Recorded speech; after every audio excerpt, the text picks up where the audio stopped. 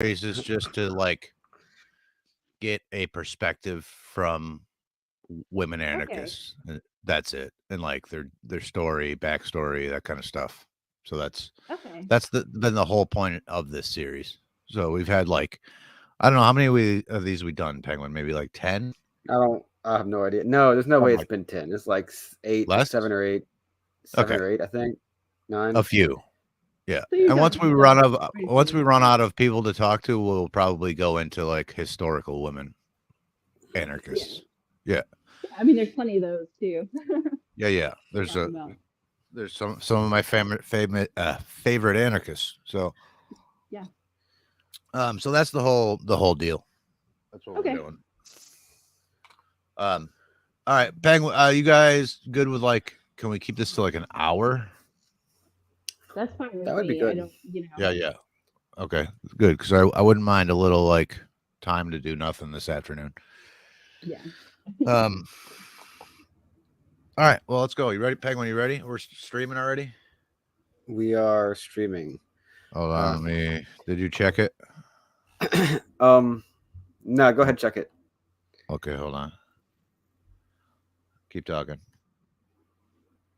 Hello, hello, hello, hello, hello. I mean, if it's streaming anything but like a teal screen, which I'm not talking anyway, but if it's showing anything, but if it's actually playing anything, it should be streaming at that point. Eventually, Yeah, yeah, you're good. there you go. Yeah. Okay. Eventually, it'll catch up to the lag will catch up. All right, Yeah. No, cool. it's always behind. All right, let's go. You want to do the intro? Yeah, welcome back to the Agora Podcast. It's me, Penguin, here with Sek Magora. We're here for another exciting episode. I know it's been a while since we've reconvening this series. Released a few of the Into the Void episodes, but now we're back with another Women of Anarchism episode. And Sek, who do we have on the docket here today? The docket. We got our friend Allie's coming back on. She was on once before. You might have listened to her on the prison abolition episode. Allie's she's a friend of ours, a cool person, a woman anarchist and a prison abolitionist. Allie, welcome back. What's going on? Oh, thank you for having me back. I mean, I remember that episode was really fun to do because that is one, piece that I'm kind of somewhat passionate about is prison abolitionism. So, like, I realize it's not something that's probably going to happen in our lifetime, but I mean, a boy can dream, right? I mean, yeah, that was a really good conversation about prison abolition and what that might look like and how to get from here to there. But I have no idea what number that was. Penguin, you got any idea offhand? No idea. No idea, but go back and listen to that one if you have not. It's a great It's episode. just search for Allie or Prison whatever. It's just gonna abolition with say Allie. Allie. Yeah. Yeah. yeah. So Allie, before we started recording, we were talking Hey, about Allie, real quick. Can you say something? I'm trying to play with your mic volume. People are going to hear that first little bit was kind of quiet. Okay. Or can you just talk louder? No, I apparently did not work. So Yeah, can you just talk louder I don't know. into the mic? Yeah, does this Okay, work? I mean, I am on my phone, so it's like at that least is better. this That is time. Is this? I pulled you closer. I just okay. don't want to get too close to my mouth because I don't want people to hear me breathing or anything. Like, because I know that's awkward. I hate when I hear that and when people do podcasts and they breathe really heavy. So, Okay. but you can No, hear that's a me lot now. better. Whatever you just did. Yes. Okay, I just pulled it closer to my mouth. we're doing I don't think audio it's a big testing problem. live on Yeah. air. Yeah. Okay, yeah. I thought I could just fix it, surreptitiously in the back, but that does not work. So, thank you very much. Anyway, proceed. Now I forgot so we were talking before we started recording about this series we're doing, Women in Anarchism, which we're having you on right now for. So why don't you go ahead and like tell us your backstory? Like how did you become an anarchist? Were you always an anarchist? What made you passionate about anarchism? Like what were your ideals before that kind of stuff? What was your first memory when you were 3, that kind of thing? Sure. Sure. When I grew up in a really family in New Jersey, surprisingly. And they're still pretty conservative. So I just kind of, I guess, took on their politics because I mostly didn't pay that much attention. And if there were news on, it was always Fox News, right? So around the 2016 election, I started to be like, I don't really like uh, Donald. I also really don't like Hillary Clinton. So I'm like, kind of what else is out there to think about? And I found a podcast. Actually, it was a comedian's podcast, but he has this friend, Ari Shafir, who does the State of the Union with Dave Smith every year, who's not really one of my favorite people anymore, but I used to listen to his podcast because of that. And that kind of is how I got started down libertarians that I had no clue about. And I started going down the road of being a minimalist because my family, when we were growing up too, it was very, um, you appreciate cops, you respect cops, and that type of thing. So it was hard for me to let go the cops and military aspects of minimalism.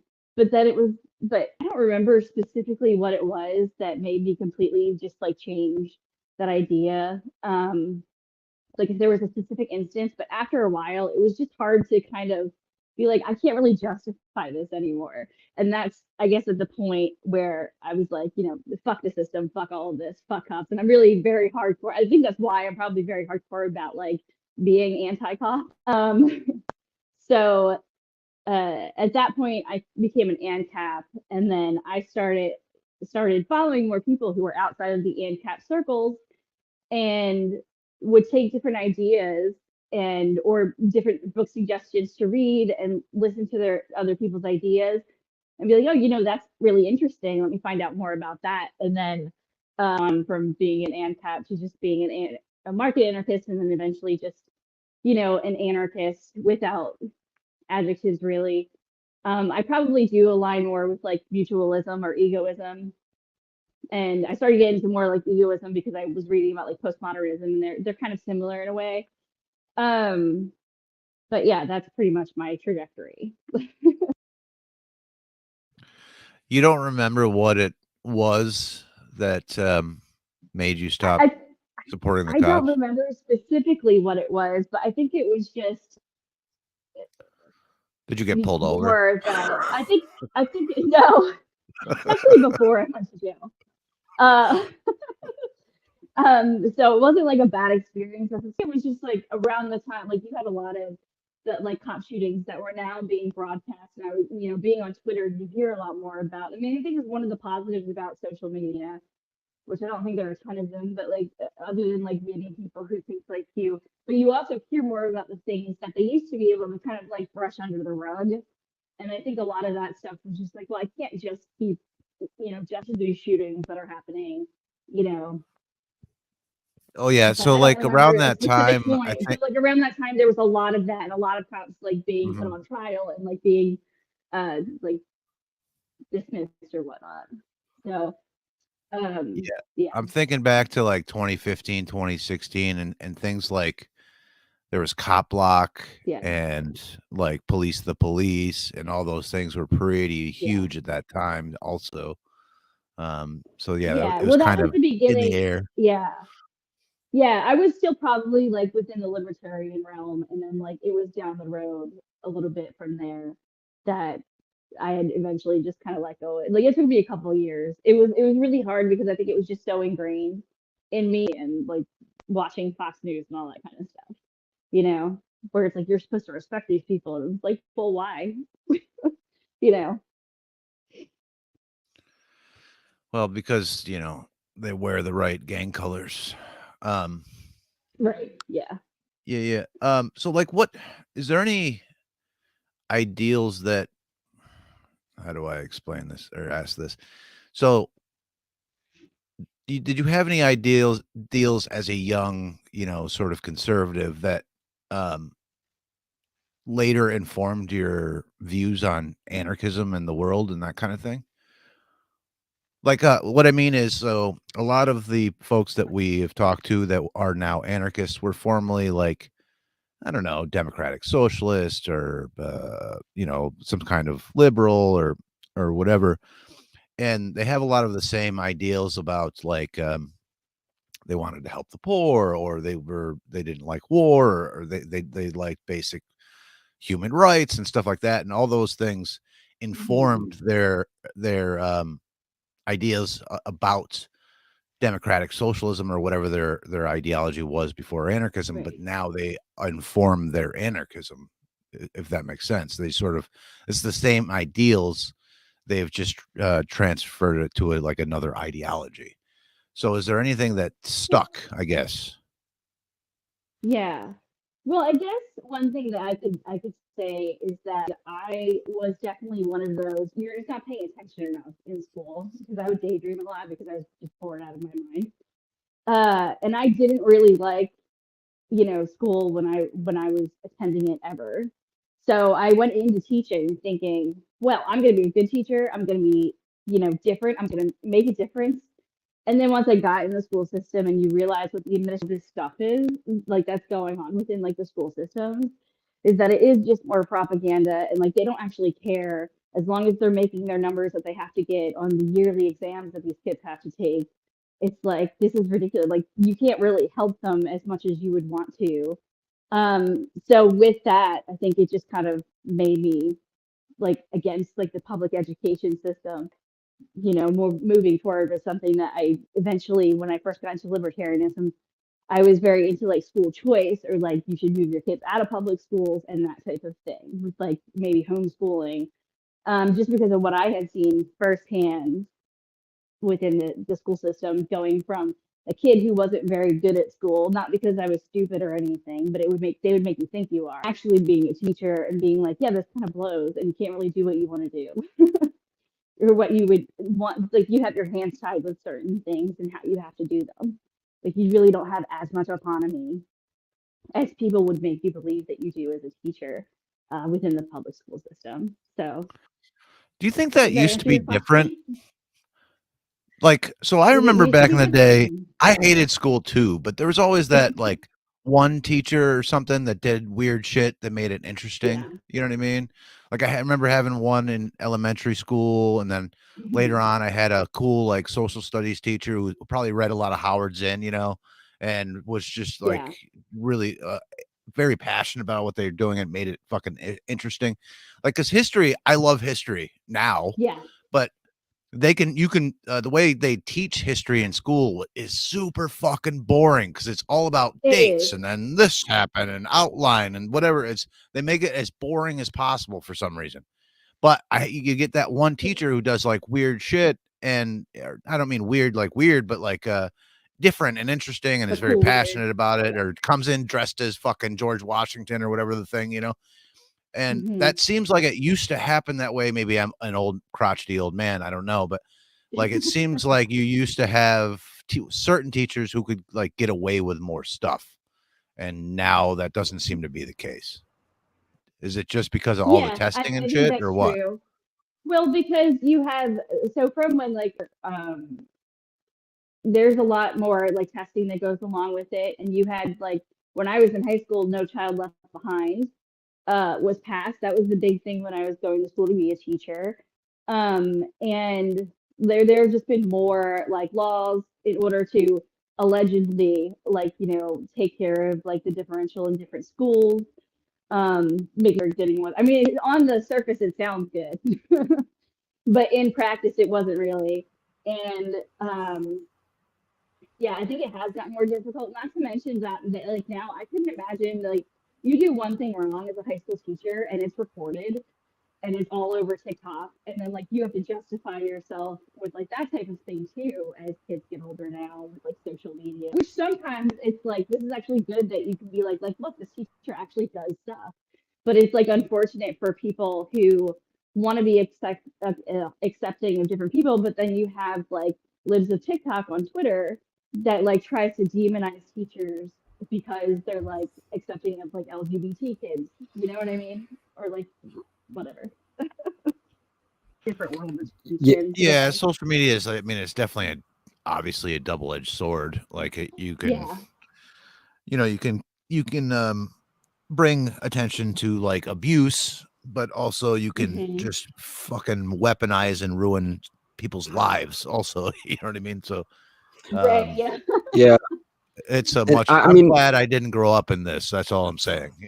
Yes, I yeah, I agree. mean, I don't know what it is. I mean, we can only just make up stuff, and I think go off of observations. But I mean, I'm sure more teachers than ever, more demand for teachers than ever, because there's probably more schools and students. That actually trend might change with the demographic decline, I guess, with eventually less little kids. Mhm. But Yeah. it's still basically a conveyor belt industrial system, and they just Hmm. need all these people to kind of just fit in, and I guess a place for individualism and having like an enthusiasm. And I think you honestly, if relative wages for teachers is lower than other things, I mean, I hate to be so Yeah. blunt about it, but you get lower quality of people, less intelligent people, less enthusiastic about the actual, you know what I mean? Like they don't have the credentials to like, I studied history. I got an undergrad and a master's in history, and you know what I mean? And Hmm. if that's the case, I mean, you get a different person going into those jobs. And yeah, I mean, you do have to kind of teach to the it's kind of sad to be one of like the 5% of kids that's really interested in history. And I was one of those kids, you know what I mean? Yeah. And but in a conveyor belt kind of system, you're just trying to get the most kids that you can, the highest percentage of kids memorizing those dates. So I mean, I can only feel for people. I would only my advice for a kid would be just to tell them, just try to get to your undergrad so you can choose to study what you want. Yeah. Yeah, I would agree. I mean, and it's always kind of been, I mean, that was from the model in the beginning because our school model was after the Prussian model, which I'm sure you all know, which is basically just to put out like good workers and that type of thing. So, um, yeah, but it's just, I think, Yeah, become increasingly harder to be like a good teacher also because it wasn't as, I guess, regulated as it's yeah, becoming. but within the We're whole on, thing, yeah, yeah, it's just like I said, it's that conveyor belt aspect of it. Like, yeah, it's always been the yeah, Prussian model, but within that, like, you could, I don't know, we're just trying to get the max results out of every possible school in every district in the country. And I don't know, man, it's like not a lot of room for enthusiasm. And it's kind of a shame that it hurts kids for a lot of reasons. It hurts kids intellectual curiosity, and like I totally remember being a kid and having a ton of intellectual curiosity. And so many people will tell you it really stifled that. It really just put a damper on hmm, the natural curiosity of children just to want to learn and understand things. Yeah, I mean, you're right. It's always been the Prussian model, which has always sort of, strived for homogeneity and like a consistent output of humans. Um, yeah, but I just think the parameters have just tightened, over the years a little at a time. right, Um, to where yeah, there used to be a little bit of wiggle room, and now there's just no wiggle room. It's just a dull gray. I mean, mhm, speaking of Foucault, it's a dull gray prison. Um, yeah, it's very, very similar, but everything's a prison according to Foucault. Um, yeah. but no, you're absolutely right about. I mean, I was a kid who enjoyed learning. I was probably before a lot of drugs and a lot of hits to the head. I was probably Mhm. before above average intelligence, and I understood and I read a lot and I understood the material, but it's just even I just would get bored in school, and I would just fuck Mhm. off and I don't know, shoot shit at the teacher and just Yeah. fuck around and carve shit into the day, just bored out of your Yeah. skull. So, because I I mean, just there's only so much like, oh, sorry. go ahead. No, go ahead. I mean, yeah, there's only so much too. Like, I don't know about your class sizes, like where y'all grew up, but being in New Jersey, the class sizes were like 30 kids, and even if you wanted to be a good, it was usually 25 to 30. I'll correct that. And in order to, even if you wanted to be a good teacher, it's really hard to provide for that many students on an individualistic like level, you Yeah, know, yeah. for everything. And yeah, that's my I opinion. mean, this is why we should obviously. I mean, we homeschool here, And Penguin, you're absolutely Yeah. right about that. Natural curiosity. I mean, the kids, they just want to learn. All you have to do is kind Hmm. of just mostly stay out of the fuck out of their way, but just facilitate that ability. Like if they're interested in something, it's like, okay, well, here, check this out and whatever, and just wind them up and let them go. Um, but yeah, Hmm. the school just like takes all the hope and joy and it crushes the gleam in your eye. You know what I mean? All that natural curiosity, but um, yeah, fuck school. I'm down. Yeah. So was there anything else that like I don't know, like your early ideals or way you thought about the world that sort of transferred once you became an anarchist, or was that pretty much it? No, I think it's just mostly that. But like I think too, had I been introduced to something like libertarianism or whatever, instead of being told that they're just weirdos, or whatever, like maybe I would have like jived somewhat with it. But I think I just had so much conservative bullshit pushed in my face all the time. Um, that it's like you claim to be individualists on some level, but like they're not at all. And I still see that with like my parents and things. It's interesting in talking about some of the issues of today, especially when it comes to like the trans issue, that's brought up a lot, and the don't touch my kids type thing. And I think it's like a lot more nuanced than that. And I have friends who are trans, so it's like kind of hurts me a little bit hearing some of the things that they say. So, but yeah, I don't know if that makes sense, but Have you kind of noticed them come around a little I don't bit want in to get too recent far into years? that. What? I'm sorry. Have you noticed your like conservative folks sort of come around in recent years, or no? Still very rigid. Because I don't think like so. No, no, I okay. think some of them have. Well, I guess it depends on who you're talking about. I think some of them Mhm. probably have. I don't want to say collectively as a group they haven't, but I've seen certain things that, like, I guess with war, they are a little bit more open, like with um certain wars, like admitting, like, yeah, that was bad. We probably shouldn't have done that, like in Yeah, Afghanistan and those types of things. But I think in general, it's just transferring it to a new issue and being like, oh yeah, well now we have to yell about this, be mad about it.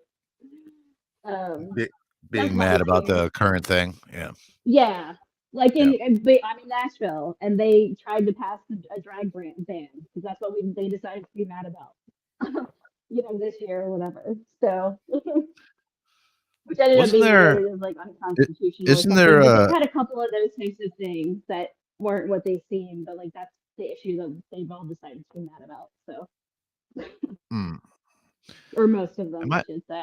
I shouldn't say all, because I don't know every conservative that's on the planet, but the ones that I know personally. Yeah. Yeah, like sometimes we're my wife. She's her whole family's born and raised in this area of Tennessee, so they're obviously Hmm. very all sort of conservative. They're not terrible about it or anything, but um vaguely conservative. But I've noticed, even like I've talked to my wife's aunt a few times about politics and stuff, and it seems like they're maybe it's the like you said, the war stuff, and but it might even be the popularity of conspiracies amongst the right now, but they Hmm. seem to be coming around to certain things, um, Okay, yeah, that especially I can see. Because yeah, that I can see, like the conspiracy angle of it. Some of yeah, them, I think it depends on what it is too. You know. less trusting of government and also like just narratives Mhm. put out by the Republican Party kind of thing. Like I don't think they're Mhm. buying into it as much, but I don't know. I also don't Yeah. have like a ton of conservatives around me, so I don't really know. Um, except for my wife's family or whatever. But um, I don't know if that's common. It does seem like the conservatives are less trusting of war now, but Scott Horton makes the point where he's like, well, yeah, I mean, they've been sending their kids to die in these things for like the past 20 years, and for what? Hmm. So I think they're um, less sold on the war thing now, but except now it's real, right? So they're all back into it again. So we'll see. Yes, and I have no idea. I Oof. went to her last weekend. We did not talk about that at all, so I don't know how they feel about that. But Mm. yeah, so I don't know where they're at with that. But Yeah, I was, conservatives are a weird they bunch. all conservative. Yeah. Yeah, conservatives are a weird bunch. I guess a lot of the expectations, like you would think they would believe in so and so individualism or like markets and everything, markets or like the free markets, various other things that maybe libertarians. I mean, definitely libertarians would be partial to, and it's of course it's because like they tried to fuse the remaining classical liberals that existed when they tried to kill classical liberalism into conservatism as like the last place, but Hmm. they obviously had to mix with like a lot of other actually conservative type of ideologies and maybe not so conservative stuff that's kind of right wing and tried to Hmm. shove it down into this conservative label. And it really doesn't work. So I think it's just best to treat them as conservatives. And I don't think every aspect of being conservative, depending on what you mean by it, is like Hmm. bad or wrong. I mean, especially like Yeah. what would the conservative position on this foreign wars, interventionism, entanglements, whatever you want to call it, um, if they actually had a conservative view. I mean, honest to God, like the liberals, neoliberals, and definitely the classical liberals too, that are now calling themselves by that label. They are absolutely. I mean, if you have that word in your self identifier, you are absolutely 100% for maximum empowerment and aid to Israel, and ultimately that means like interventionism all over the Middle East, which is how we got to where all the interventionism in the Yeah. Middle East. But obviously they have their own hangups about that too. But I think it's best is to treat them as conservatives, and you probably come out more surprised, have more pleasant surprises than being disappointed in them. Yeah. Yeah, that's true. And that's something that's just like one of the reasons why I just like not on Twitter anymore too, is just like more and more people, the more time went on, just start understanding and like so it is easier just to be like, well, I assume you're gonna probably stick with this. And then if they don't just like put the disappointing angle out there, then it's like, oh, that's nice. So Yeah, it was kind of nice to not yeah. have Trump in Trump in office to have to be have clouding every single issue at all. Of course, then and that's Yeah, on because either side, yeah. whether you're talking to a liberal or conservative. It was like Trump would just dominate every conversation. So it's kind of good not to have him kind of off to the side at the very least.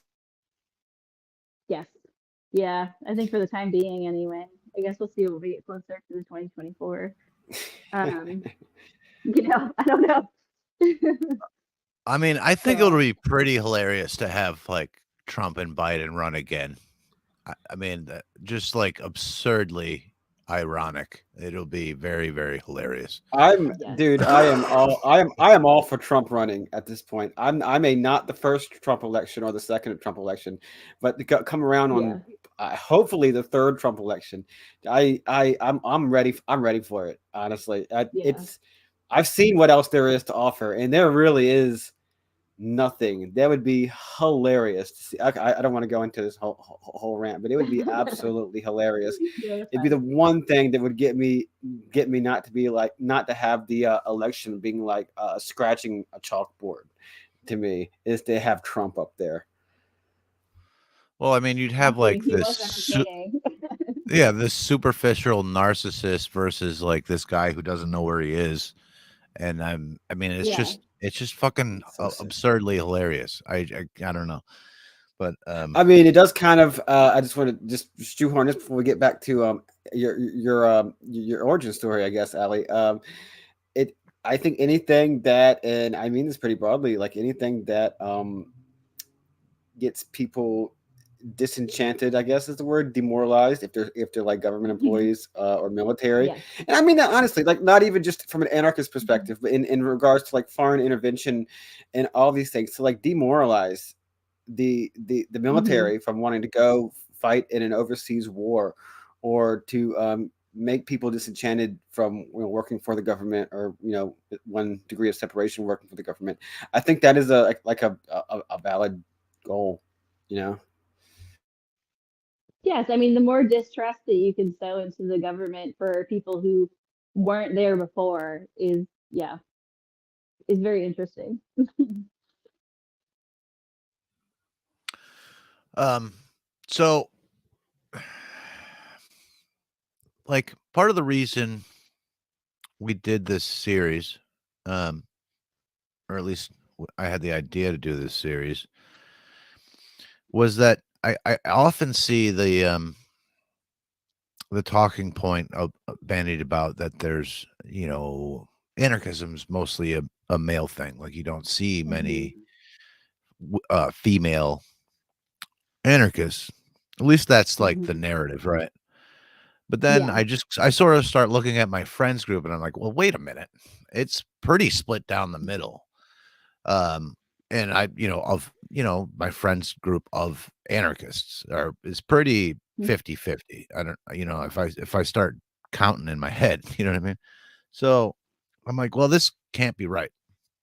So then, I start thinking about these things and like, I've talked to a few and I get kind of a common answer. And it's just that I think the dudes are louder, number one. But I think number two, a lot of the females sort of like keep to themselves in some sense. And Hmm. so like so once I kind of had started getting that idea in my head, like I'm reminded of like parties when I was in high school, right? And you get these dude Hmm. bros that are like 37 Bud Lights deep and just yelling and being loud and rowdy. And then like off to the side talking amongst themselves, you got a group of girls, right? And that's like Hmm.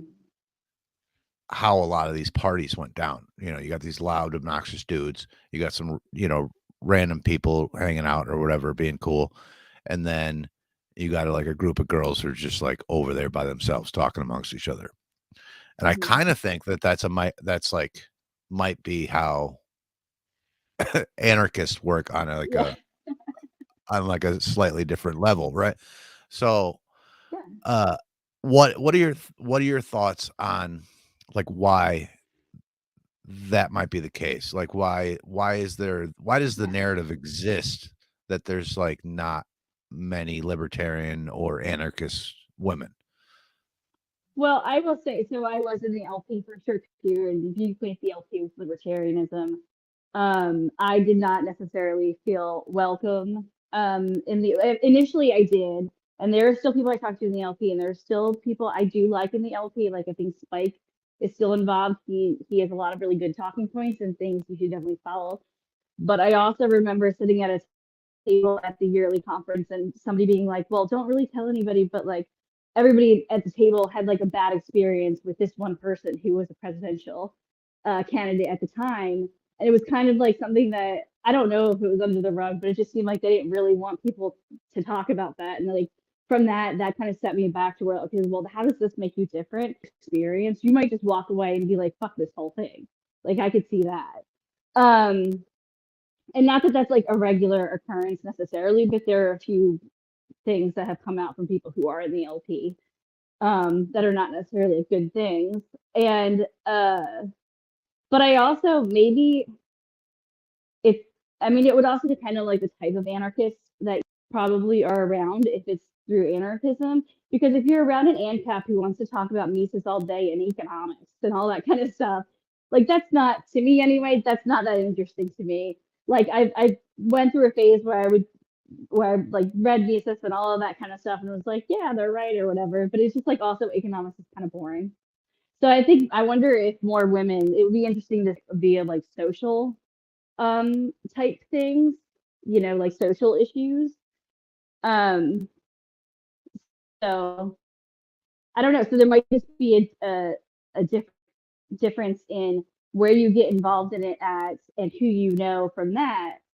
Because even towards the end when I was on Twitter, there were people I run into that I'm like, I didn't even know this was a thing. I think there's like an ego communism, like a bunch of people who are ego communists. And I still don't even know what that means, to be honest.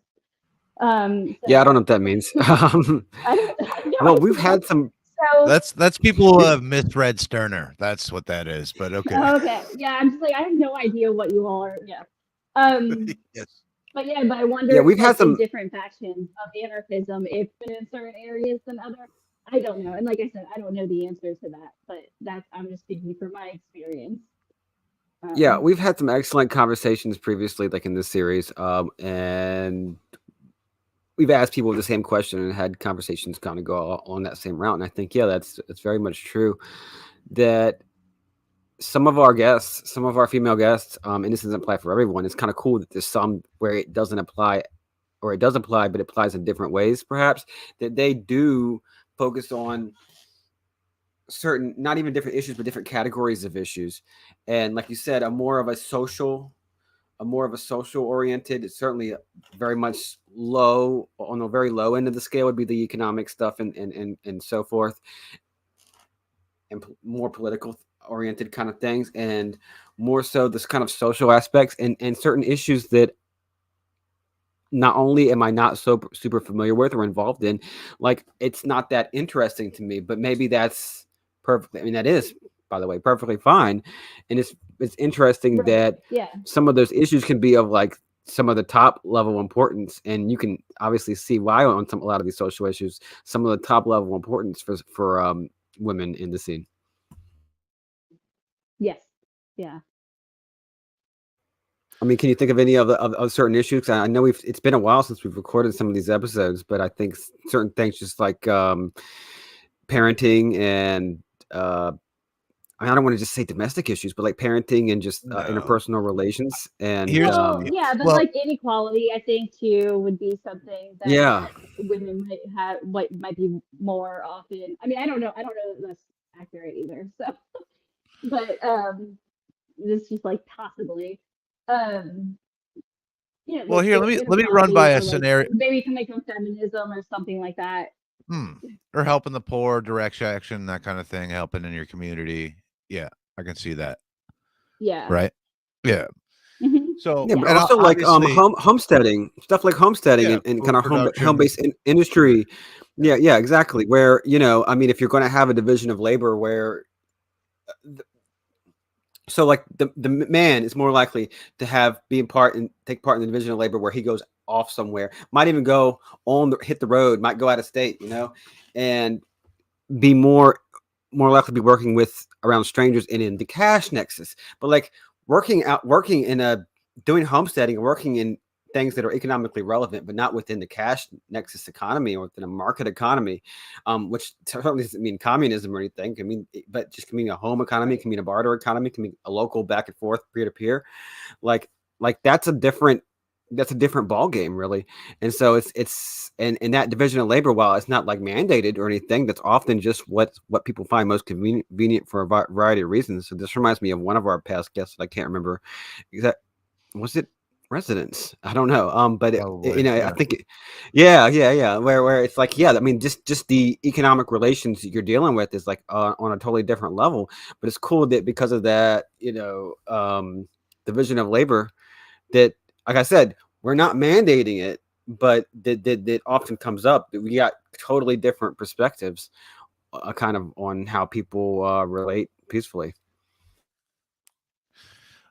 Yeah, my wife's got a straight up fucking gift economy with her friends. They just gift each other stuff that they make all the time, and that's what her and her little friend group does. But well, let me lay out a scenario that I think is apt here, right? So Hmm. you're right, economics is fucking boring, and I got into the economics nerd thing for a long time, and it's boring as No, fuck. what's wrong with economics? No, you know what? I read all of it. It was interesting to me for a Well, while. good for you After a in that while, case. it's fucking it's it's mental masturbation is what it is. Okay, so like I think you're right that that becomes boring for not just women, but for also a lot of dudes. But however, there is a lot of dudes that they just enjoy like debating like economics or political theory, and like that's what they like to do, right? So Mm-hmm. I start to suspect that I think a lot of the women anarchists, uh, it might be that just that they get tired of it quicker than the men and actually go do something. I think the women are more doers than even most of the men are. And I'm speaking, listen, I don't speak in absolutes or Right. something being inherent. This is just generalities. This is not anything to do with like biological determinism or anything of the sort. I don't believe in any of that nonsense. But just speaking in generalities, I think that women might like I think every anarchist sort of goes through this, or like most anarchists go through this. It's like where eventually you're like, okay, enough with the theory, enough with the economics. Like literally, like what are we gonna fucking do about this, right? And they go out and start doing things, whatever that thing is. Mm-hmm. Um, whether that's building things in the community or homesteading or I don't know, fucking squatting or burning down police stations, whatever your thing is, doing something, right? But I think that women make that might do that process faster, if that makes sense. They get bored with the debate me bro nonsense, the That online is, arguing over and over yeah. again about economics and political theory, and then they just go out and start fucking doing it. And sort of you couple this with like a couple of uncomfortable situations in groups of Mm-hmm. dudes, and that's Yeah. just going to hasten that process faster, right? So I don't know what Mm-hmm. specifically that situation was with the dudes in the LP there, but one Yeah. too many times And that where might have been specific to our state or something. I don't know. sure, but you're But not the yeah, it first was just person to something make that that like, case. You're not the yeah, first it was person to just bring something up that put something me like that. off. Yeah. Right. Yeah. So I imagine just want being to say like a that. woman libertarian or anarchist, and you have one or two of those situations happen, right? Yes. And then whether that's in person or online, and couple that with like, okay, this is really fucking boring. Also, I'm just gonna go do something, and then you just don't hear from them anymore, right? They're off with their own little Yeah. clique or their own little friends group or whatever the thing, or doing their thing. And I think that is might be part of the reason it gives the impression of most people that like libertarianism or anarchism is just for like nerdy Yeah. dudes. You know what I mean? Like, so I think Well, and I I think have a if you're going suspicion, off and I of don't know, who's but on Twitter or who's on, yeah, no, I was gonna say if you're just going on Twitter, it's like most of the time they're only gonna interact with you. And this was true for a couple people that I eventually figured out that it was only through negative interaction and tell me that they thought I was completely wrong. So you're gonna probably have a lot more bad experiences, or these guys who are just like say they're joking, but it's like, oh, I hate women and all that kind of stuff. And then it's like, well, I don't know. But yeah, it's like Twitter are not the people that you're meeting in real life. I would say also just like aren't necessarily indicative of the anarchists you'll meet in real life. Like things like the what is it, the camp out that you do and that type of stuff, I think is probably more of an indication of like anarchists than is like going on Twitter and see what people are shouting about today. So I don't know. I think the more you get well, out Yeah, there, I yeah, you mean, meet since you people brought it that that up, is more anarchist. I mean, That is so more yeah, anarchist than yeah. engaging in like debates about anything political. I understand that this is politics. And we have to like face politics as a reality, but like Yes. that is definitionally more anarchist. That is just a fellowship Yes. of people in it doing a gift economy. Even though markets are Mm-hmm. fine, doing a gift economy and being friendly without hierarchies and blah blah blah. That's essentially the model and what it looks like. And I know we can't, we're not in a reality where we can do that all the time, but that literally is more Right. anarchist, and maybe that's why it feels more natural. yeah. I mean, Yeah. since you guys are talking about Because like what are being you at my really getting? Oh, okay, what? yeah. Okay, Oh no, I um, was just gonna say. Go ahead. Sorry. I'm trying not to talk over you, but I'm like really bad No, at you're fine. You're that. fine. Go ahead. Go ahead. Go ahead. But it's like, what do you I still really haven't do? figured I think out. it's exhausting Go to ahead.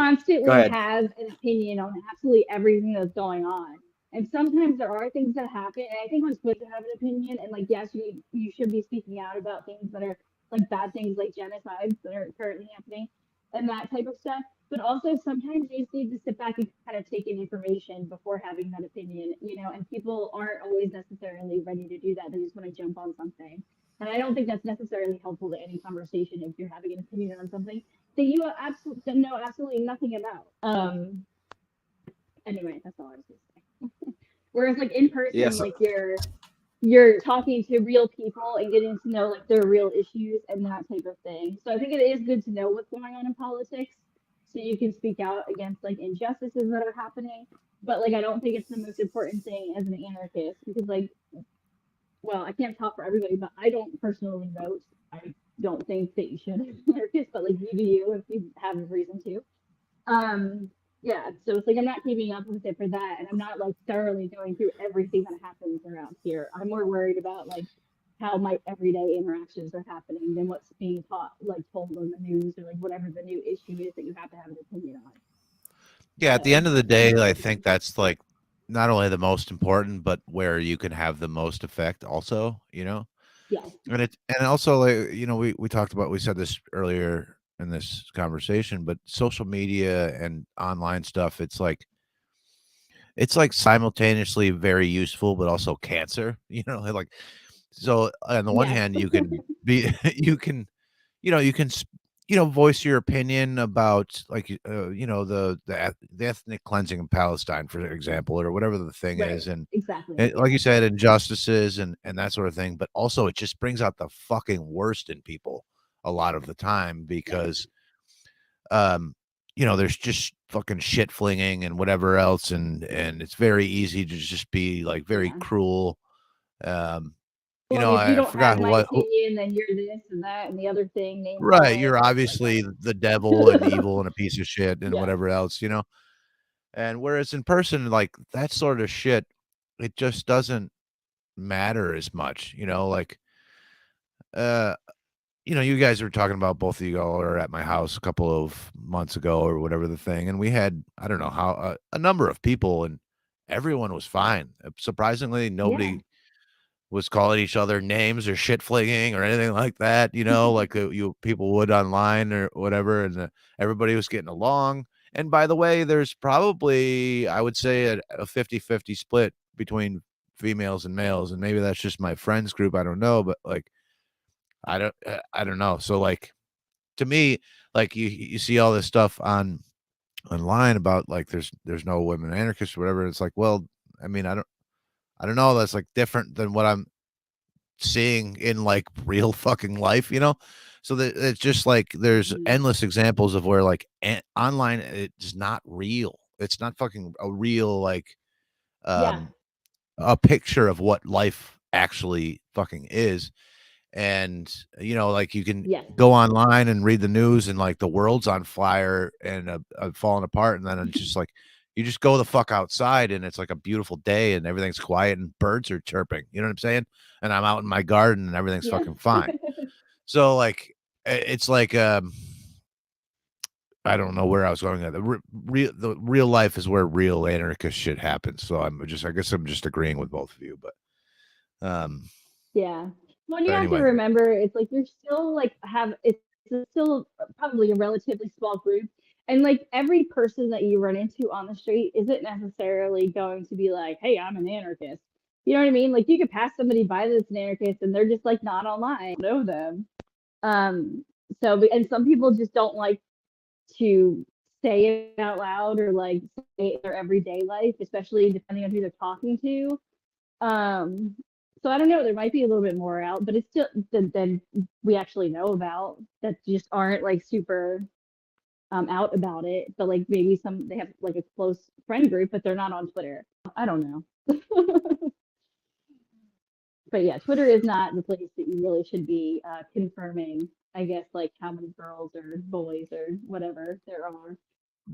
Because there are a lot Right. of people that I do think also will say things just because it will inflame other people and get them more attention, and you always have to be careful for that, especially if they're a larger account. Um, because there are a lot That less. shit's only getting worse too, because now you're getting And paid for that. Yeah. yep.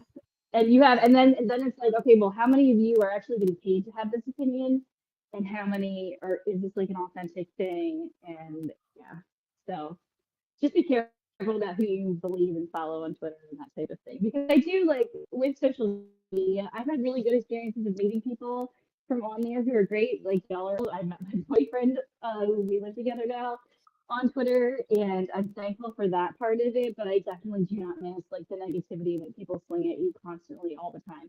And I know for a little bit I kind of got caught up into like some of it, and I got tired of that too. And it was just like I don't, this just isn't for me anymore. But I am grateful No, for the people that I have met from there. It can be a good tool, like you said, a double-edged sword. But like people can also be assholes, so you gotta be yeah. careful. I have That's all. zero interest with fighting or debating on the internet. It's like I couldn't Yeah, find a bigger waste of my fucking time. You know what I mean? Like it's yeah, does nothing for me. Um except make me angry, and I have zero need for that, Let's but yeah. but it is Like we have good, enough. like you We all said. have Like enough stuff in our I lives. think I met you on fucking Twitter, or maybe I met you through Yeah, Penguin. Yeah. So I mean, like, you do meet like decent people. Penguin and I didn't meet on Twitter, but we did meet on some other social media or at some yeah, point or whatever.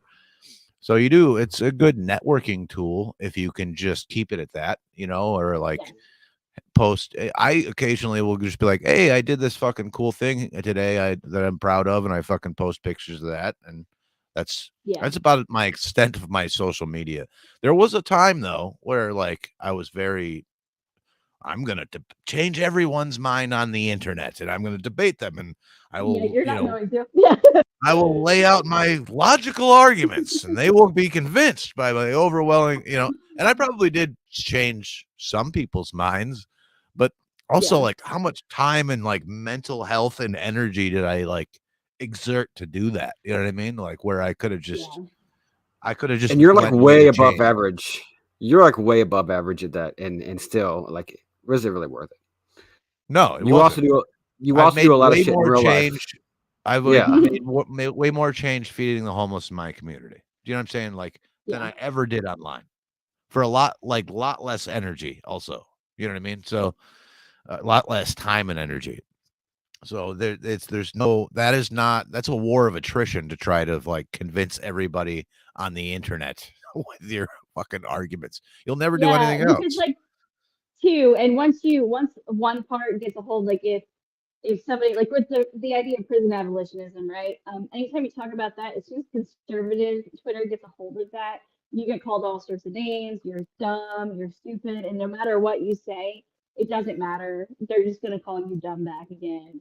And I experience anyway.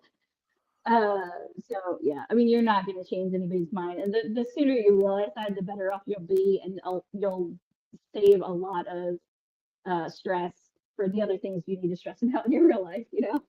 Right.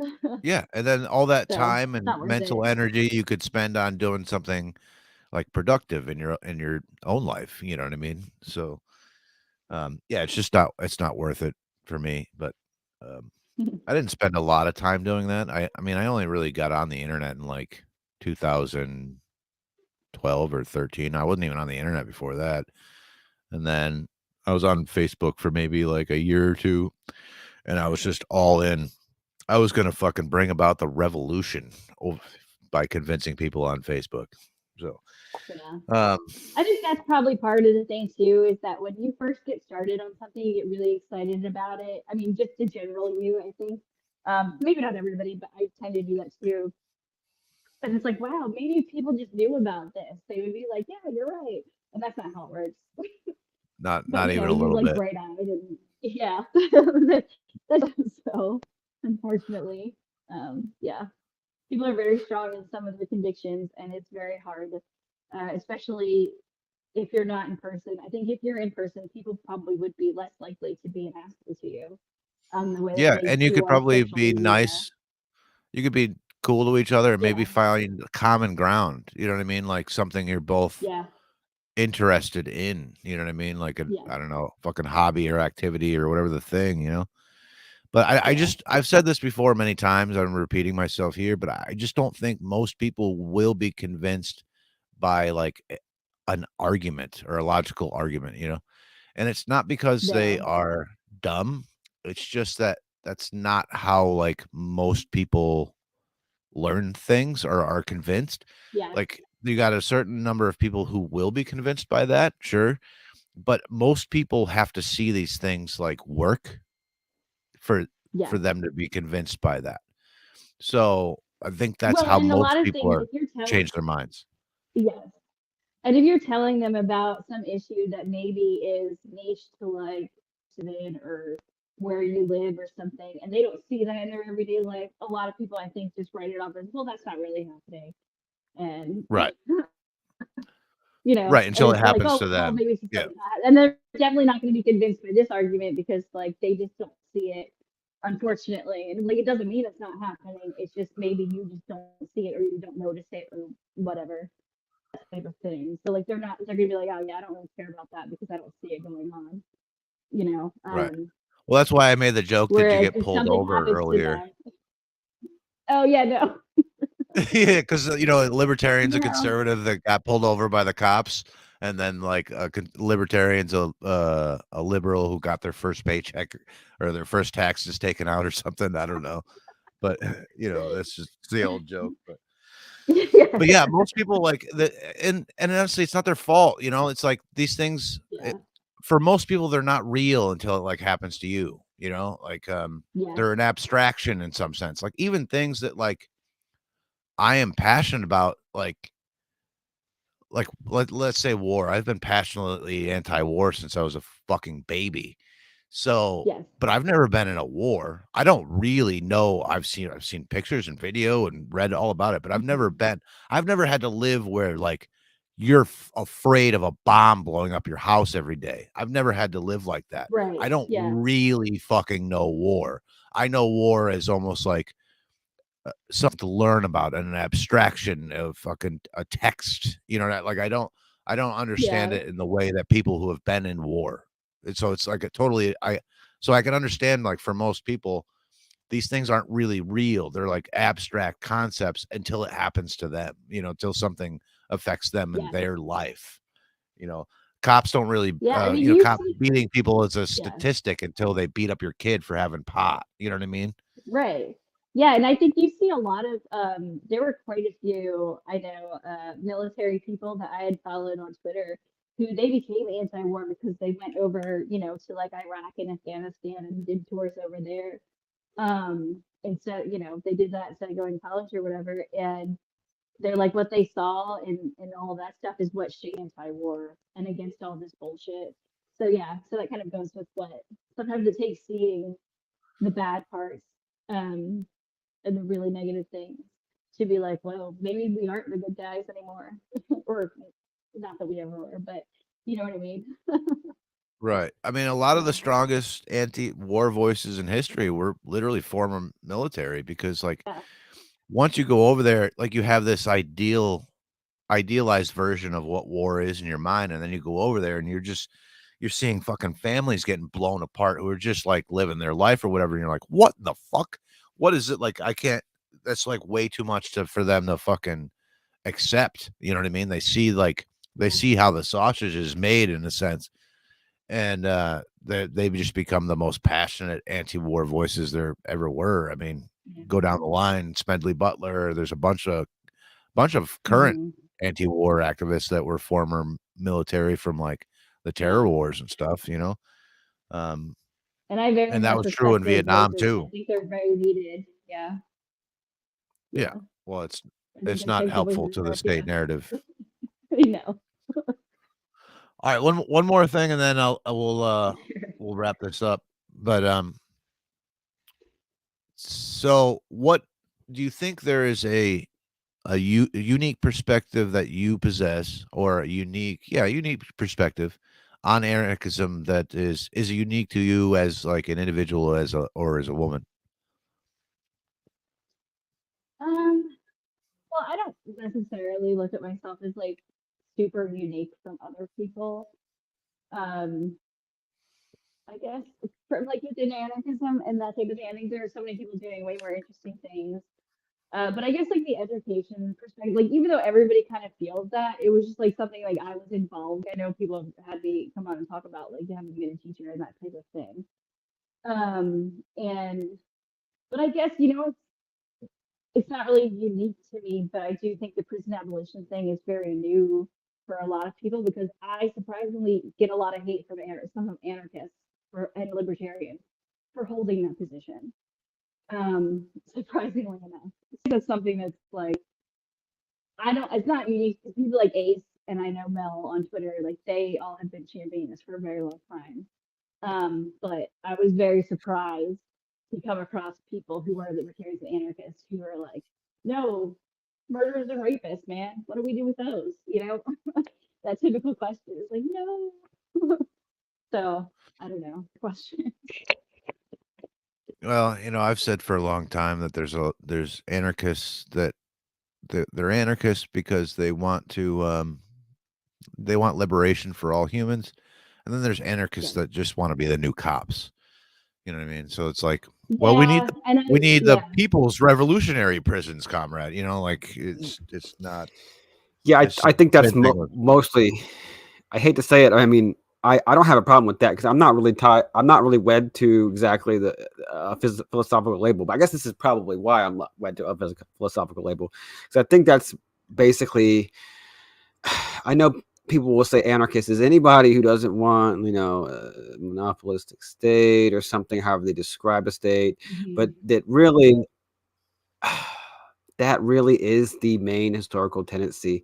Like just numerically, just count the number of people that have called themselves anarchists. Like it has really been people that want kind of like some form of massive, I don't know, horizontal kind of enforcement or I don't know. Anyways, it's a very interesting topic when you bring up prison abolition. And it's not so interesting because it's a dogma, like it's an exact science. You know what I mean? What it is like it starts all these conversations, often which are like really bad. Like yes, let's not have prisons. And what you get interesting about, I think it's a good intellectual exercise. It's like most people, I think, idea of what to do instead of a prison or instead of cops or whatever is usually worse than the actual. I mean, really, you do see a lot of like terrible ideas, and of course, the reason why is because these things are actually implemented, and so they have a lot of some bugs worked out versus this idea that we're going to plan. Well, you know what? You're not going to be able to plan anarchy by the definition, by what it really means. There's no system that you're going to come up with. But yeah, I mean, you kind of work through all the little bad ideas and basically you let emergent processes happen now. But I think it's a good intellectual exercise, definitely, to see who's kind of what category of person, who's in sense of what we're talking about, or like what people's real motivations or underpinnings are. Because even the idea of like calling yourself an anarchist, like, yeah, I mean, it was great for Proudhon to like say just fundamentally like really controversial thing, but it filters in certain people and filters out other people. And once you start attaching labels to things, it's like, are you really talking about? Are you talking about apples and apples, or are you talking about apples and oranges, or apples and trout? I don't know. So, but yeah, that's my 2 cents on that. I think it's a great intellectual exercise. Way to start discoursing with people and seeing how, well, unfortunately, how many bad ideas people can come up with. Yeah. And there's not ever going to be like, I think part of the problem too is when you talk to people is they still want a one size fits all. Have that with something like that, or like really for a lot of stuff, it's just going to depend, and people don't like that response either. I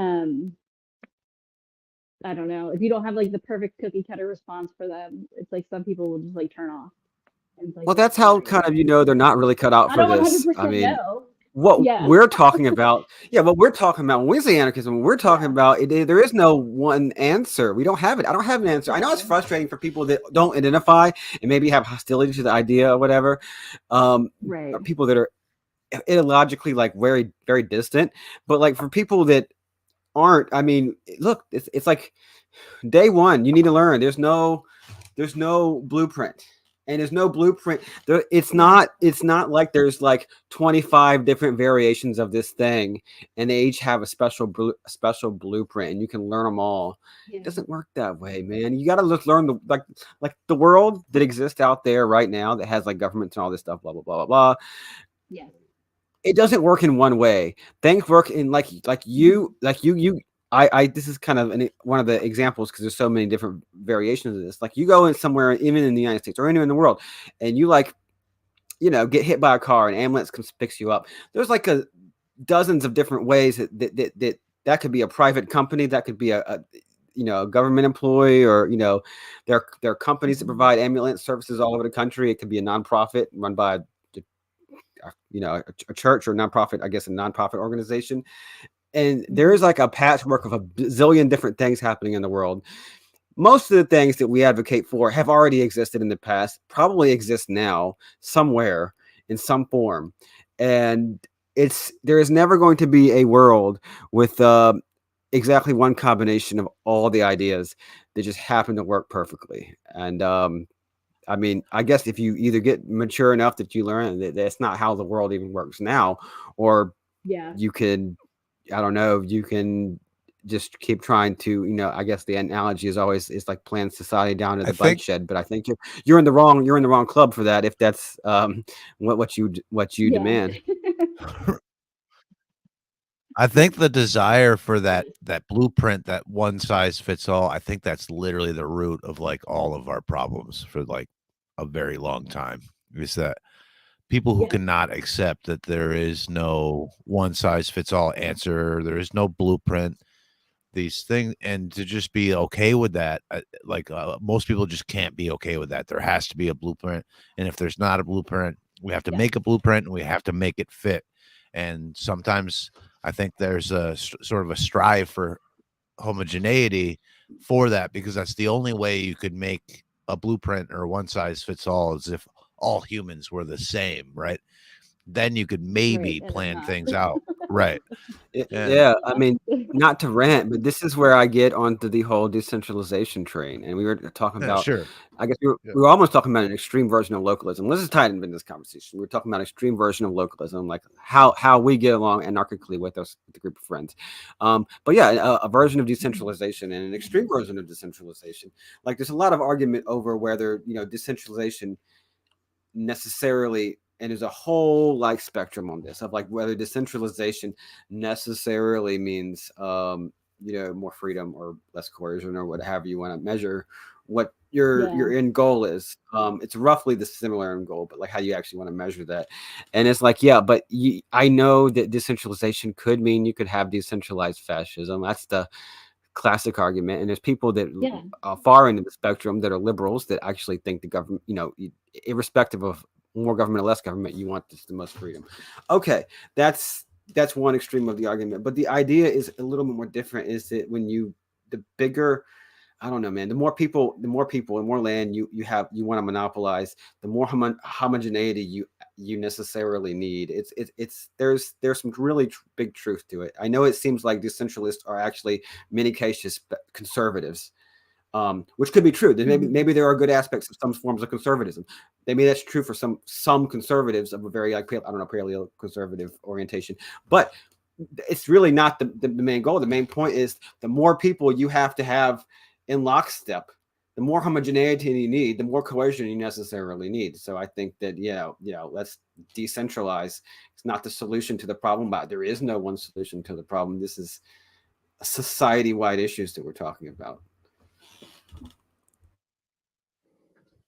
Yeah, yeah. I mean, there is Well no said. one. It's never going to be a one size fits all. I mean, you could just see with the end of Roe v. Wade, there are some states that had trigger laws within it, and depending on I guess where you fall on the issue, but like if you're an anarchist, you shouldn't want the state deciding abortion or not. I would think that that would be pretty universal, but I don't know. Like even if you're pro-life, it's like the state shouldn't be deciding that. Um, so in essence, like the state is more local. I mean, it's not local as like some people when they're saying decentralization, they actually do mean like localities as opposed to like states. But but depending on where it is, even some places around here that have some pretty questionable within just like their little towns and that type of thing. So it doesn't. So decentralization in and of itself couldn't be just like the one size answer either, because it's not. And the whole idea of, well, what if somebody just moves from that area? Well, what if their whole family's there? And what if they have no support? What if they don't have the finances to go somewhere else? And like, there's all these other issues that kind of come up. I always hate that just move somewhere else response that a lot of people have too. Yeah. So decentralization doesn't always mean better, Doesn't always mean Yeah. more but I think, freedom. Yeah. yeah, Yeah. yeah. Yeah, there's a whole But it bunch does that bring some other goes into questions that, again. and then Yeah. and there's a question of, do you want democracy and everything? That's kind of a whole nother, are you trying to decentralize Yeah. democracy, or are you trying to decentralize something else? But yeah, that's a whole nother topic for another day. Yeah. Well, do you have anything else you want to add, Allie, before we sort of wrap it up here? No, I think I'm good. Okay. Um, Yeah. you working on anything? You want to plug anything?